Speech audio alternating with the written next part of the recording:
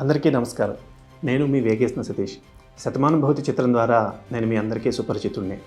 ఆ చిత్రానికి మీరు అందించిన ఘన విజయం నేను ఎప్పటికీ మర్చిపోలేనిది. శతమానుభూతి చిత్రానికి ఎన్నో అవార్డులు, ఎన్నో కలెక్షన్లు వచ్చాయి. నేషనల్ అవార్డు కూడా శతమానుభూతి సాధించింది.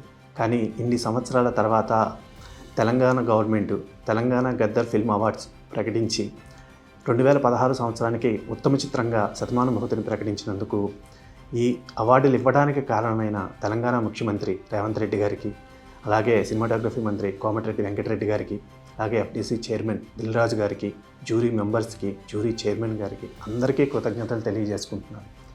ఒక మంచి సినిమా అనేది ఎప్పటికీ ఎన్ని సంవత్సరాలు గడిచిపోయినా దాని విలువ తగ్గదు అనడానికి శతమానుభూతికి వచ్చిన ఈ అవార్డు మరొక కారణం. ఎందుకు అని అంటే సాధారణంగా గవర్నమెంట్ వచ్చినప్పుడు ఆ సంవత్సరమో ఆ ముందు సంవత్సరం నుంచి అవార్డులు ప్రకటిస్తారు. కానీ రేవంత్ రెడ్డి గారు తెలంగాణ ఏర్పడిన దగ్గర నుంచి సినిమాలని, కళాకారులని ప్రోత్సహించాలని 2014 నుంచి అవార్డులు ప్రకటించి 2016 సంవత్సరానికి మా శతమానుభూతికి అవార్డు ఇచ్చారు. సో అందుకు మరొకసారి ప్రత్యేకంగా ముఖ్యమంత్రి రేవంత్ రెడ్డి గారికి కృతజ్ఞతలు తెలియజేసుకుంటున్నాను. మీ ఆదరాభిమానాలతో ఇంకా మంచి సినిమాలు చేయాలని కోరుకుంటూ మా శతమానుభూతి అవార్డులకి, రివార్డులకి కారణమైన మీ అందరికీ మరొకసారి కృతజ్ఞతలు తెలియజేసుకుంటున్నాను.